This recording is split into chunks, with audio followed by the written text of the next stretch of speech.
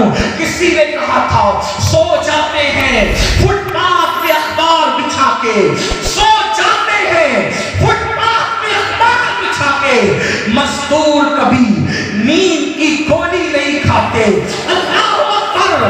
فقیر سوچ رہا ہے کاش مرسیڈیز کاریں میرے پاس ہوتی، اور امیر سوچ رہا ہے یہ فٹ پاتھ پر جتنی سکون کی نیند سو رہا ہے کاش کیسی سکون کی نیند میرے پاس ہوتی۔ لیکن آپ سے پوچھتا ہوں جو اتنا کھلا رہا ہے، جو اس نے طاقت عطا کر رکھی ہے، جو اس نے سکون کی نیند عطا کر رکھی ہے، اس کے لیے وقت نہیں ہے، اس کے لیے ٹائم نہیں ہے۔ جھوٹے اور مکار دوستوں کو ٹائم دینے والوں، اور خدا کے لیے کہتے ہو کہ نماز کے لیے ٹائم نہیں ملتا، عبادت کے لیے ٹائم نہیں ملتا۔ اللہ اکبر۔ چلو بھر پانی میں ڈوب کر مرنے کی ضرورت ہے۔ اگر کوئی ایک گلاس پانی دے تو تھینک یو کہہ کے اس کا شکریہ ادا کرتے ہو، اور جس نے وہ پانی آسمان سے اتارا اس کی عبادت کے لیے ٹائم نہیں، اس کی عبادت کے لیے وقت نہیں۔ یاد رکھنا بہت دن تک خدا کسی کو مہلت نہیں دیتا۔ میرے اللہ کی شان ہے، پہلے وہ بندوں کو ڈھیل دیتا ہے، اب سدھر جا، اب سدھر جا، اب سدھر جا۔ جب بندہ نہیں سدھرتا تو پھر اس کا اعلان ہے ان بطش ربک لشدید، تیرے رب کی پکڑ بڑی سخت ہے۔ جب وہ پکڑ کرنے پر آتا ہے تو پھر فرعون کو دریا میں غرق کر دیتا ہے۔ آج تک فرعون کو نہ قبر میسر ہے نہ کفن میسر ہے، ایک میوزیم میں ننگا پڑا ہوا ہے۔ اللہ قرآن میں کہتا ہے ہم نے فرعون کی لاش کو تمہارے لیے عبرت کا ذریعہ بنا دیا۔ اللہ اکبر۔ اس کے فرمانے کو 1450 سال ہو گئے، لیکن فرعون کی لاش آج بھی دکھ رہی ہے، میوزیم کے اندر پڑی ہوئی ہے، اور پکار پکار کے کہہ رہی ہے میں نے خدا کی نافرمانی کی، دولت کے باوجود نہ کفن ملا نہ قبر ملی، تمہارا کیا انجام ہوگا؟ اس لیے میرے بھائیوں میں آپ کی منت کرتا ہوں خدا کے لیے، اگر آپ یہ کہیں، اگر کوئی بندہ مجھ سے یہ کہتا کہ میرے پیر پکڑ یا میری جوتیوں کو سر پہ رکھ میں نماز کا پابند ہو جاؤں گا، واللہ میں یہ کر گزرتا آپ کو نمازی بنانے کے لیے، اس لیے کہ میں جانتا ہوں اللہ کے رسول صلی اللہ علیہ وسلم نے فرمایا جس نے نماز چھوڑ دی اللہ اس کا صدقہ قبول نہیں کرے گا، اللہ اس کی شہادت قبول نہیں کرے گا۔ اور میرے آقا نے یہاں تک فرمایا جس نے جان بوجھ کے نماز چھوڑ دی وہ میرے ذمے سے باہر ہے، قیامت کے دن اس کے ساتھ میرا کوئی وعدہ نہیں ہے۔ یہ بات آپ یوں ہی نہ سمجھے، میں مثال کے ذریعے سمجھاتا ہوں، مزید روایتیں پیش کر کے، یہ میرے دل کا درد ہے، واللہ میں کوئی خطاب نہیں کر رہا ہوں، نہ میں کوئی خطیب ہوں۔ اے میری قوم کے جوانوں، تمہارے خوبصورت چہرے دیکھ کر مجھے احساس ہوتا ہے اللہ یہ خوبصورت چہرے جب جہنم کے اندر ڈالے جائیں گے ان کا کیا بنے گا، یہ نازک سا وجود ان کا کیا بنے گا۔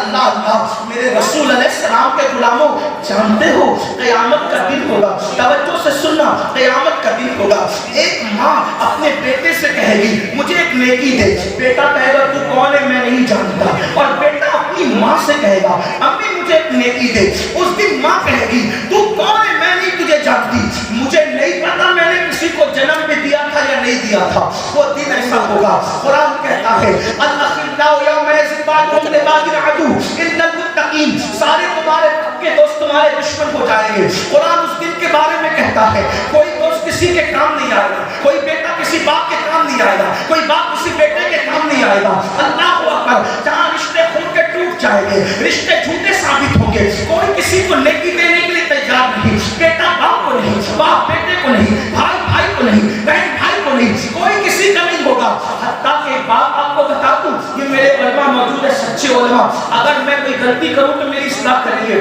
حتیٰ کہ بھائی بیٹا باپ نہیں، انبیاء کرام بھی، توجہ انبیاء کرام بھی آدم سے لے کے عیسیٰ علیہ السلام تک جب کوئی ان کے پاس مدد کے لیے جائے گا وہ کہیں گے نفسی نفسی اذهبوا الی غیری، جاؤ آج ہم تمہاری کوئی مدد نہیں کر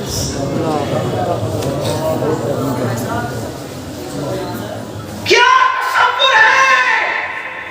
میں تو یہی رونا رو رہا ہوں آپ کے سامنے آپ یہ کہتے ہو ایک بار سبحان اللہ کہنے سے جنت ملے گی، مجھے حیرت ہے، کیونکہ اللہ کے رسول نے فرمایا جس کی نماز نہیں اس کی کوئی نفلی عبادت قبول نہیں۔ اللہ کے رسول کا فرمان ہے۔ آپ کیا باتیں کرنے بیٹھے؟ آپ کہاں ہو؟ میں تو 11ویں کی 11 دے کے پکا ہوں، میں جنت میں نہ جاؤں گا تو کون جائے گا؟ اللہ کے رسول فرمانے جس کی نماز نہیں اس کی کوئی نفل عبادت قبول نہیں۔ میں آپ کو مایوس کرنے نہیں آیا، لیکن اگر آپ سوچتے ہیں کہ رسومات تمہیں جنت میں لے جائے گی تو یاد رکھنا رسومات بعد میں ہے، پہلے فرائض ہے۔ اگر آپ فرائض کو چھوڑ کے رسومات کی طرف ہے، بڑی معذرت کے ساتھ یہ عرض کرنا چاہتا ہوں، آپ لوگ بہت خوش ہو کر کے یہ کہتے ہیں،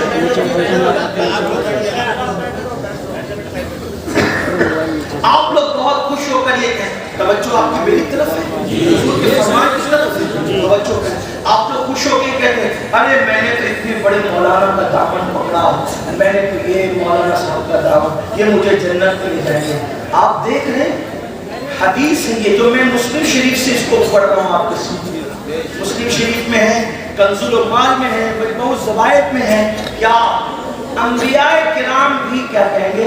حضرت آدم کے پاس تو مشہور حدیث ہے، بار شریعت میں بھی اس کو حضور صدر الشریعہ نے لکھا، امام اہل سنت نے اس کو فتاوی رضویہ شریف میں، اتنی مشہور حدیث ہے کہ اس کو تقریباً سب مکاتب فکر کے لوگوں نے لکھا، لیکن آپ ذرا دھیان تو توجہ تو کریں، اگر اپنی آخرت سے پیار ہے تو توجہ کریں۔ سب مل جل کر حضرت آدم علیہ السلام کے پاس جاتے ہیں، یہ آپ ہمارے ابا جی ہیں، آپ سب نبیوں کے باپ ہیں، ولیوں کے باپ ہیں، سارے صحابہ آپ کی اولاد میں، سارے انبیاء آپ کی اولاد میں، جو باتیں لوگ کر سکتے کریں گے، اس میں اتنی تفصیل نہیں ہے، لیکن آپ اس کو جتنا واضح کر سکتے ہیں واضح کر کے دیکھ لیں کہ وہ ہے آپ سب کے۔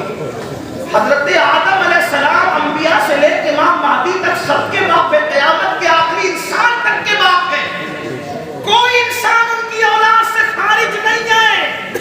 لوگ کہیں گے آپ ہمارے ابا جی ہیں، آپ چل کے ہماری شفاعت کریں، اللہ کی بارگاہ میں عرضی کریں، اللہ ہمیں بخش دے۔ حضرت آدم علیہ السلام کہیں گے آج اتنا غضب فرما رہا ہے، اتنے جلال میں، اس سے پہلے اتنے جلال کا اظہار کبھی نہیں کیا، میں نہیں جاتا اس کے دربار میں، مجھے آج اپنی پڑھی کہیں گے حدیث کے الفاظ ہے نفسی نفسی اذهبوا الی غیری، مجھے آج اپنی جان کی ہے، تم کسی اور کے پاس جاؤ۔ حدیث طویل ہے، میں پوری حدیث نہیں بیان کرتا، لیکن اتنا ضرور کہتا ہوں ہر نبی یہی کہیں گے، ہر نبی کی زبان پہ یہی ہوگا نفسی نفسی اذهبوا الی غیری، حتیٰ کہ لوگ عیسیٰ علیہ السلام کے پاس آئیں گے اور عیسیٰ علیہ السلام بھی کہیں گے نفسی نفسی اذهبوا الی غیری، جاؤ کسی اور کے پاس، آج میں تمہاری کوئی مدد نہیں کر سکتا۔ اس کو میرے امام یوں بیان کرتے ہیں سب نے صف محشر میں للکار دیا ہم کو، سب نے صف محشر میں للکار دیا ہم کو، اے بے کسوں کے آقا، اے بے کسوں کے آقا، اے بے کسوں کے آقا، اب تیری دعائی ہے، اللہ اکبر۔ سارے انبیاء بھی یہ کہہ دیں گے جاؤ کسی اور کے پاس، جاؤ کسی اور کے پاس، اس وقت تو ایک ہی دروازہ ہوگا۔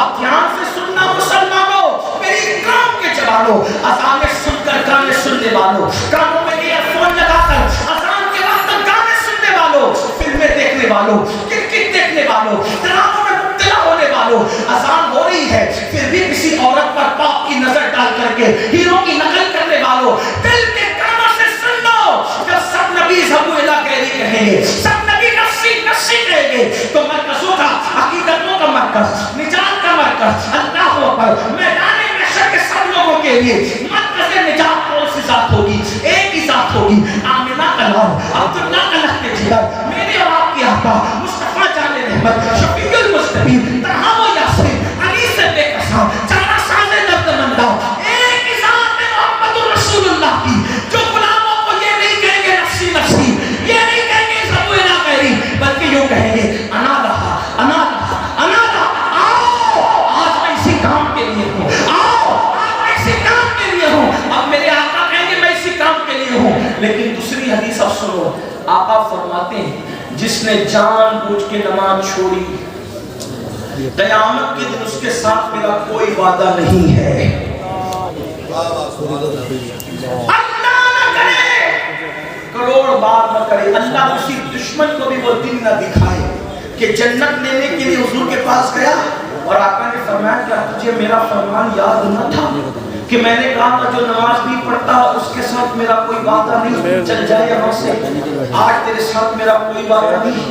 بتاؤ ان کے کرم سے تو ایسا نہیں لگتا، لیکن میرے آقا نے فرمایا کہ میں اس سے بیزار ہوں، میں محمد اس سے بیزار ہوں، قیامت کے دن اس کے ساتھ میرا کوئی وعدہ نہیں۔ بلکہ میرے آقا علیہ السلام تو اپنے صحابہ کو کہتے تھے، کیا فرماتے تھے صحابہ کو؟ حضرت ابو ہریرہ سے کہا، ابو ہریرہ بے نمازی کے قریب ہی مت بیٹھا کر، کیونکہ آسمان سے بے نمازی پہ لعنت برستی، بے نمازی کے ساتھ بیٹھنے سے بھی منع کیا گیا۔ بلکہ ایک حدیث پاک میں آتا ہے دو لوگوں پر بڑا بھیانک عذاب ہوگا قیامت میں، توجہ، کون سے دو لوگ؟ جہنم کی ایک وادی ایسی ہے کہ اس وادی سے جہنم ایک دن میں 5 مرتبہ پناہ مانگتا ہے۔ اس وادی میں دو لوگ ہوں گے، ایک تو نماز کو ترک کرنے والا اور دوسرا حرام کھانے والا، حرام روزی کھانے والا، حرام لقمہ کھانے والا۔ آج نماز تو پڑھی نہیں ہے، ایک بات ہے، نماز کی خصوصیت ہے، نماز کی کیا؟ جب نماز پڑھتے تو نماز کی برکت سے گناہ ختم ہو جاتے،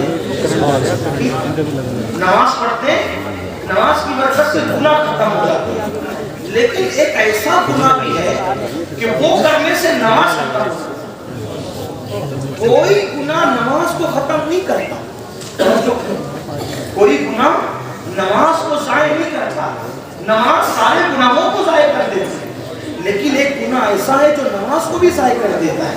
یعنی کتنا زہریلا ہے وہ گناہ، کتنا خطرناک ہے وہ گناہ جو نماز کو ختم کرتا ہے، نماز کو ضائع کرتا ہے۔ وہ گناہ کون سا ہے؟ اس گناہ کو کہتے ہیں لقمہ حرام، حرام روزی، جس میں آج میری قوم مبتلا ہے۔ اس اعتبار سے آج سب سے زیادہ ایڈورٹائز کس کی آ رہی ہے؟ جوئے کی، جنگلی رمی کھیلو، راتوں رات کروڑ پتی بن جاؤ، اتنے لاکھ ملے، اتنے لاکھ ملے۔ تو لوگوں کا کیا حال ہے؟ چلو گھر بیٹھے، کس نے جانا یار پتھر توڑنے، کس نے جانا کرانہ دکان پہ گھنٹوں بیٹھنے، کس نے جانا مزدوری کرنے، موبائل لو، نرم گدوں پہ لیٹو اور رمی کھیلو اور کروڑ پتی بن جاؤ۔ یاد رکھنا لالچ بری بلا ہے، لالچ بڑی بدترین بلا ہے۔ یاد رکھو اگر جوئے کے چکر میں پڑو گے، جیت گئے تو انجام کیا؟ جیت گئے تو انجام یہ، اگر اس کے پیسے سے کپڑا خریدا جوئے کے پیسے سے، تو جب تک کہ وہ کپڑا موجود رہے گا نہ کوئی عبادت قبول ہے، نہ کوئی دعا قبول ہے، اللہ اکبر۔ اور اگر اس کا گھر بنایا تو جب تک اس حرام پیسے کی اینٹ موجود رہے گی، لعنت برستی رہے گی جوا کھیلنے والے پر۔ اللہ، جوا کھیلنا تو بہت دور کی بات ہے، یہاں تک فرمایا گیا جو دنیا میں جوا کھیلتا ہوگا قیامت کے دن اس حالت میں اٹھے گا کہ اس کے ہاتھ سور کے خون میں رنگے ہوئے ہوں گے۔ قیامت کے دن اس حالت میں اٹھے گا کہ اس کے ہاتھ سور کے خون میں رنگے ہوئے ہوں گے۔ آپ اندازہ تو کریں، کیا اللہ سے ڈر نہیں لگتا؟ کیا قیامت پر اللہ اکبر وہ یقین نہیں جس یقین کا حکم دیا گیا ہے؟ ایک تو یہ جوا ہے، یاد رکھنا، ایزی منی کے چکر میں، شارٹ ٹائم کروڑ پتی بننے کے چکر میں اللہ اکبر اپنی پونجی کو برباد مت کرو۔ یہ جوا ہے جس میں بڑے بڑے تاجداروں کو، یہ جوا ہے جس میں بڑے بڑے کروڑ پتیوں کو، یہ جوا ہے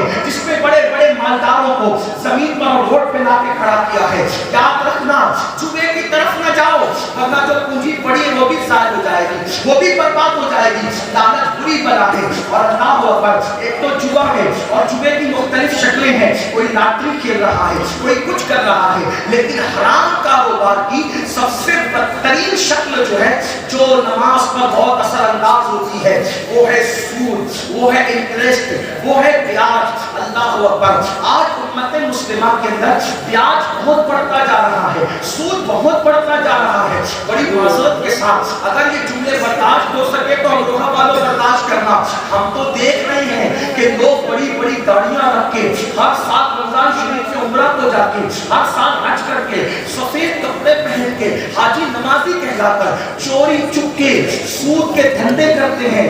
10 لے کے جاؤ اتنا لا کے دو, 10,000 لے کے جاؤ اتنا لا کے دو, 20,000 لے کے جاؤ اتنا لا کے دو. یاد رکھنا یہ سود کیا ہے؟ اللہ کے رسول ہم سب کے آقا و مولا مصطفیٰ کریم رؤوف الرحیم صلی اللہ علیہ وسلم فرماتے ہیں جس نے سود کا ایک لقمہ کھایا, ایک لقمہ, اللہ کے رسول فرمائے جس نے سود کا ایک لقمہ کھایا گویا اس نے اپنی ماں کے ساتھ 36 مرتبہ زنا کیا. ماں کے ساتھ 36 بار زنا کرنے والا اور سود کا ایک لقمہ کھانے والا عذاب میں دونوں برابر برابر ہے. کتنا گر گیا مسلمان, لوگ کتنے گر گئے. ارے نادان, دولت تو ناچ کر بھی لوگ کما لیتے ہیں, دولت تو نچائیے بھی کما لیتے ہیں, دولت تو لوگ بندر نچا کے بھی کما لیتے ہیں, دولت تو اللہ اکبر ہاتھ کا میل ہے, دولت تو ٹھوکر مار کے بھی مل جاتی ہے. دولت کے نشے میں اتنے چور ہو گئے کہ اپنے نبی کا فرمان بھول گئے. اللہ کے رسول کا فرمان کتنا سخت ہے, اور ایک دو کتابوں میں نہیں اکثر کتابیں حضرات سود کا باب اٹھا کے دیکھ لے, ہر مصنف نے حدیث لائی ہے کیا 36 مرتبہ ماں کے ساتھ زنا کرنا اور ایک لقمہ سود کا کھانا, ایک درہم کھانا, دونوں گناہ میں برابر. اسی میں بس نہیں بلکہ اللہ کے رسول صلی اللہ علیہ وسلم ارشاد فرماتے ہیں کہ قیامت کے دن سب اللہ کی بارگاہ میں کھڑے ہوں گے, سب قیامت کے دن اللہ کی بارگاہ میں کھڑے ہوں گے, لیکن جو دنیا میں سود کھاتے ہوں گے ان کو کھڑے ہونے کی طاقت نہیں ہوگی, وہ زمین پہ گر گر جائیں گے. اور قیامت کے دن ان کی حالت ایسے ہوگی, کیسی حالت ہوگی بتاؤں؟ آقا علیہ السلام فرماتے ہیں جیسے مجنون ہوتا ہے پاگل, یا جس پر عاصبی اثر ہوتا ہے, جس کو عاصب چھو لیتا ہے, یعنی کیسے وہ دکھتا ہے بالکل مریا سا پاگل سا بکھرے ہوئے بال, ڈراؤنا سا چہرہ. آقا علیہ السلام فرماتے ہیں سود کھانے والوں کا یہی حال ہے. میرے آقا غیب کا نبی صلی اللہ علیہ وسلم فرماتے ہیں معراج کی شب جب میں نے جہنم کا مشاہدہ کیا, آقا علیہ السلام فرماتے ہیں جب میں نے جہنم کا مشاہدہ کیا تو میں نے دیکھا میرے سر کے اوپر بجلی کی آواز آئی, بجلی کے کڑک کی آواز, بجلی کڑکنے کی آواز آئی. میں نے اوپر دیکھا تو مجھے ایک منظر بتایا گیا. منظر یہ تھا, آقا فرماتے ہیں صلی اللہ علیہ وسلم کہ کچھ لوگ تھے جن کے پیٹ کمروں کی طرح تھے, روم کی طرح, جیسے کمرے ہوتے ہیں روم ان کی طرح پیٹ تھے. اگر دنیا میں کسی کا پیٹ بڑھ جائے اٹھنے بیٹھنے کو انسان مکان ہو جاتا ہے نا, لیکن کمروں جیسا پیٹ. یہ کون کہہ رہا ہے؟ اگر مولوی صاحب کہتے ہیں تو آپ کو کہا کہ مولانا زبردستی ڈرا ہے نا, زبردستی ڈرا. اگر کوئی سیاسی لیڈر کہتا تو کہتے ہیں یار اپنا الیکشن ٹھیک کرنے کے لیے کچھ بھی کہہ رہا ہے. لیکن یہ نہ سیاسی لیڈر کی بات, جو مولوی صاحب کی بات, یہ بات ہے اس نبی کی جو اپنی مرضی سے کبھی بولتے تک نہیں. قرآن کہتا ہے وما ينطق عن الهوى ان هو الا وحی یوحی, کہ یہ اپنی مرضی سے کبھی کلام نہیں کرتے, ہمیشہ زبان ان کی ہوتی ہے, کلام خداوند قدوس کا ہوتا ہے. حضور نے اپنی مرضی سے کبھی گفتگو نہیں کی. میرے آقا اللہ رب العزت کی مرضی کے پابند ہے, اور اللہ رب العزت جو فرماتے ہیں وہی گفتگو کرتے ہیں. اللہ اکبر, خدا ان کی رضا چاہتا ہے, وہ خدا کی رضا چاہتے ہیں. اللہ اکبر, تو وہ رسول سچے رسول فرماتے ہیں کاش یہ دنیا کی رنگریزی سے باز آ جاتے, یہ دنیا کے مال کی محبت سے باز آ جاتے. میرے بھائی, اللہ نے قسمت میں جتنا لکھا ہے وہ دولت ہمیں مل کے رہے گی. حرام کی طرف کیوں جاتے ہو, حرام سے توبہ کرو. میرے آقا ارشاد فرماتے ہیں میں نے دیکھا روم کی طرح, کمروں کی طرح بڑے بڑے پیٹ ہیں اور اس کے اندر بچھو ہے, بچھو ڈنک مار رہے ہیں, اور جہنم کی آگ ہے اس کے اندر, پیٹ کے اندر. اللہ اللہ, اگر کبھی 4-6 کپ چائے پی لو اور پیٹ میں جلن ہونے لگے تو کیسا لگتا ہے؟ آپ جانتے ہیں کبھی مرچ زیادہ کھا لو پیٹ میں جلن ہو تو کیا ہوتا ہے؟ میں حیران ہوں, آپ غور فرمائیں, چائے 4-5 کپ پینے کی وجہ سے یا مرچ کھانے سے پیٹ میں جلن ہو تو برداشت نہیں ہوتی. اللہ اکبر, جب پیٹ میں جہنم کے بچھو ڈالے جائیں گے اور جب پیٹ کمروں کی طرف ہوگا اور پیٹ کے اندر جہنم کی آگ بھڑک رہی ہوگی, آقا فرماتے ہیں میں نے پوچھا جبریل یہ کون لوگ ہیں جن کے پیٹ اس طرح سے ہے؟ تو جبریل امین نے کہا یا رسول اللہ صلی اللہ علیہ وسلم یہ سود کھانے والے لوگ ہیں, یہ سود کا دھندا کرنے والے لوگ ہیں. اللہ اکبر, جانتے ہیں آپ, اللہ اکبر, یہاں تک ابن حجر مکی لکھتے ہیں کہ رمضان المبارک کی شب قدر میں بھی، توجہ کرنا، رمضان المبارک کی شب قدر میں بھی میں نے سود کھانے والوں کی قبر پر عذاب ہوتے ہوئے دیکھا۔ یعنی شب قدر میں جن کی قبروں سے عذاب نہیں اٹھایا جاتا، وہ سود اٹھا کے دیکھو، ان کی نظر کو کرو، اپنے آپ پہ رحم کرو۔ یہ جو دھندے حرام کر کے دوسروں کے لیے مال کما رہے ہو، دوسروں کے لیے جما رہے ہو، دوسرے موج مستی کریں گے، دوسرے عیش و عشرت کریں گے، لیکن میرے بھائی تجھے اپنی قبر میں عذاب بھگتنا پڑے گا۔ اور سود سے متعلق آخری بات کہہ کے اور اس کے بعد ایک بات بیان کر کے میں اپنی گفتگو مکمل کرنا چاہتا ہوں، توجہ سے سننا۔ سب سے بڑی بات یاد رکھنا، سود مر جانا، میرا جملہ نہیں، مر جانا، سود نہیں کھانا، سود بھیک مانگ لینا، سود نہیں کھانا۔ اور یہ بھی سنیں، جتنا گناہ سود لینے والے کو ہے، جو لینے والا جتنا بڑا گنہگار ہے، اتنا دینے والا بھی گنہگار ہے، اتنا ہی لکھنے والا بھی گنہگار ہے، اتنا ہی گواہ بننے والا بھی گنہگار ہے۔ آج کل غریب لوگ بہت آسانی کے ساتھ کہتے ہیں حضرت بیٹیا کی شادی تھی، اس نے مجبوراً دے دیا۔ میں نے کہا کس نے کہا تھا کہ بیٹی کی شادی اللہ کو ناراض کر کے کریں؟ اللہ کے رسول علیہ الصلوۃ والتسلیم سن لیں، ہمارے عقیدے میں دنیا میں رسول اللہ سے بڑا مالدار انسان نہ کوئی تھا، نہ ہے، نہ ہو سکتا ہے۔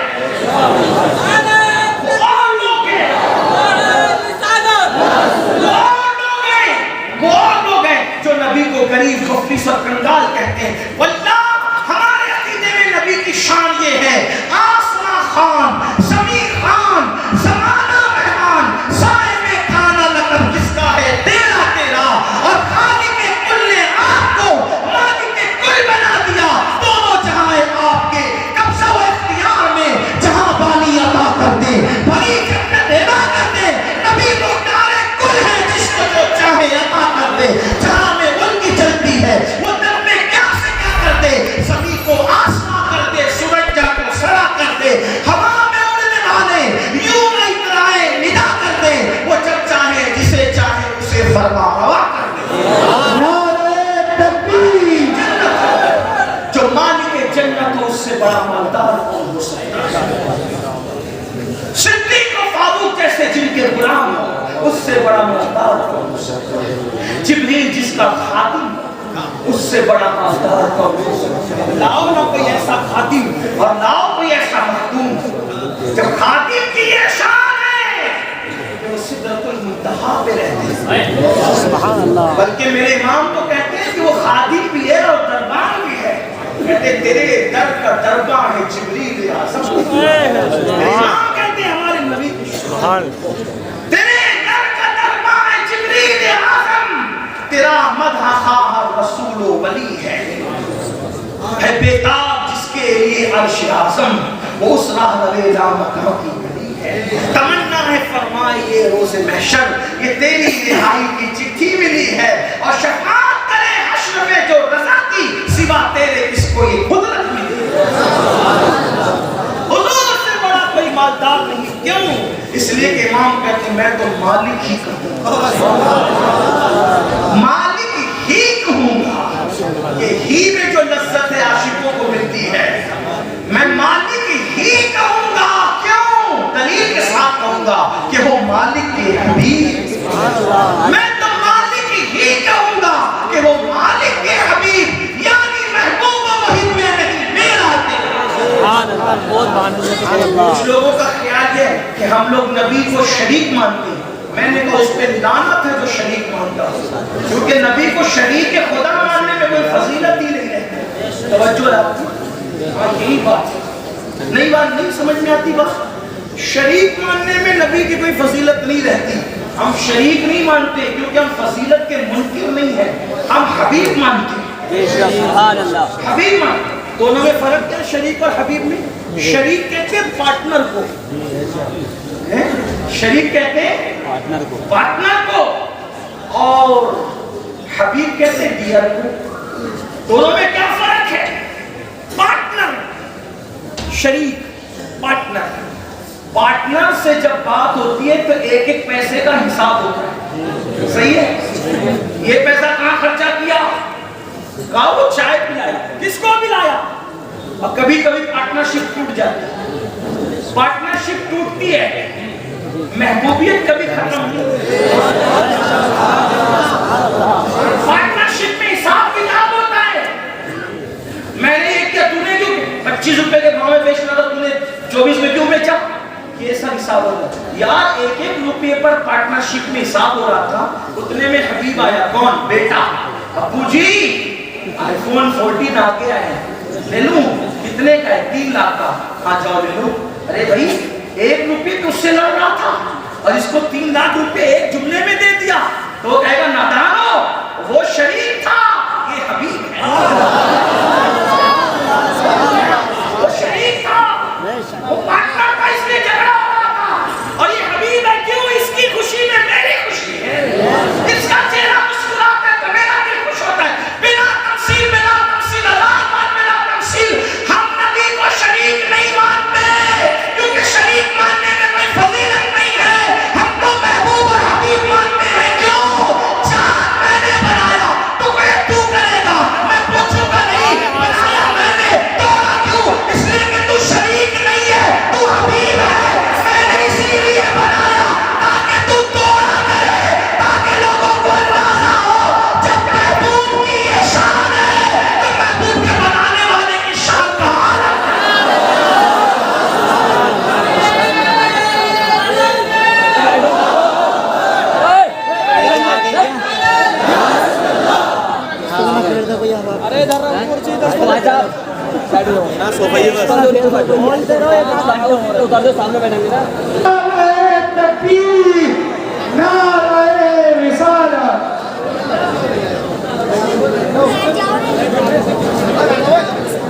اگر اللہ اکبر ہم حبیب مانتے ہیں، حبیب کا کیا مطلب؟ حبیب محبوب. سورج میں نے ڈبایا، تو اشارہ کر کے نکال دینا.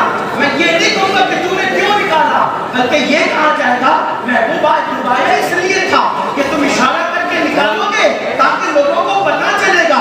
جب حبیب کی یہ شان ہے، بندے کا یہ عالم ہے، تو اس بندے کو جس نے بنایا اس خدا کی شان کا عالم کیا ہوگا؟ یہ ہے شریک و حبیب میں فرق. اسی لیے میرے امام کہتے ہیں ہم شریک نہیں کہیں گے. کیا کہیں گے؟ میں تو مالک ہی کہوں گا کہ وہ مالک کے حبیب. میں تو مالک ہی کہوں گا کہ وہ مالک کے حبیب. یعنی محبوب و محیب میں نہیں میرا تیرا.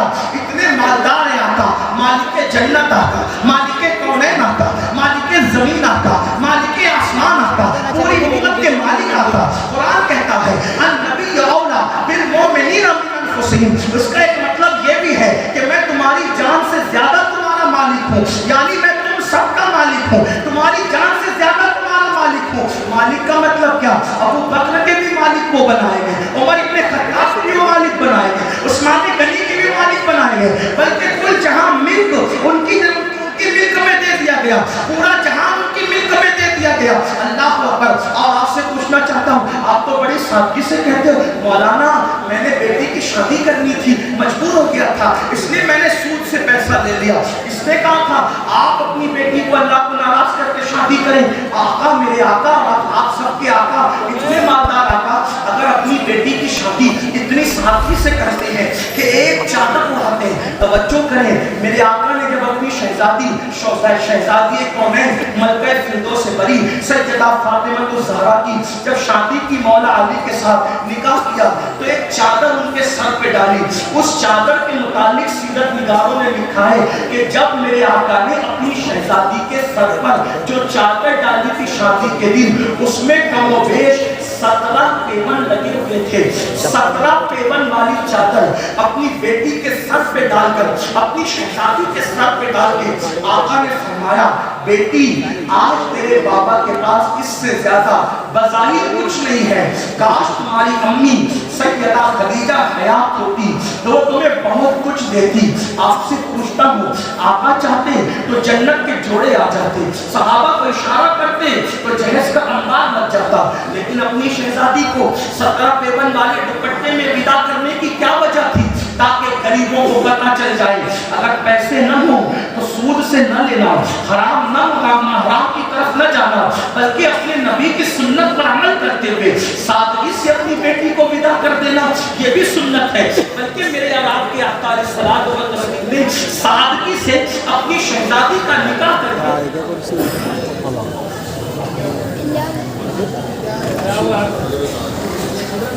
استقبال صلی اللہ علیہ وسلم سلام و سلام علیکہ یا جد الحسن والحسین. تو عرض اتنا کر رہا تھا کہ کتنی مجبوری آ جائے, کبھی سود کی طرف مت جانا, کبھی بیاج کی طرف مت جانا.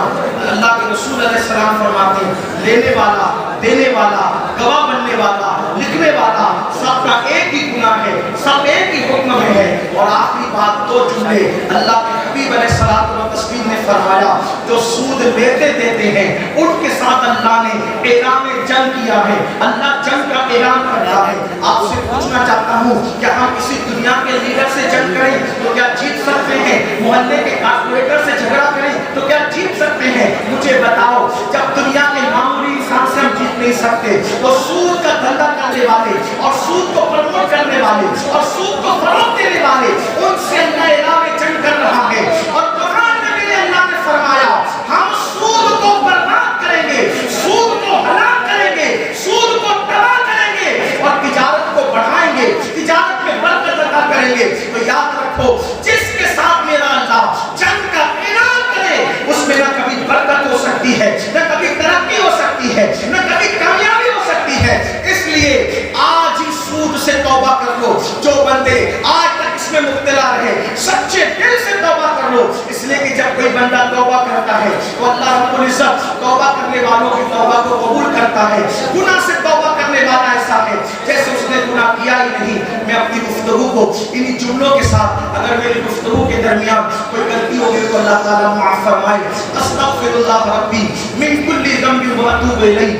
اور میں گزارش کرتا ہوں آپ بہت سنجیدگی کا ماحول بنائیں, اس لیے کہ ہماری آپ سے میری گزارش ہے سنجیدگی کا ماحول بنائیں. اتنی بڑی ہستی آج ہمارے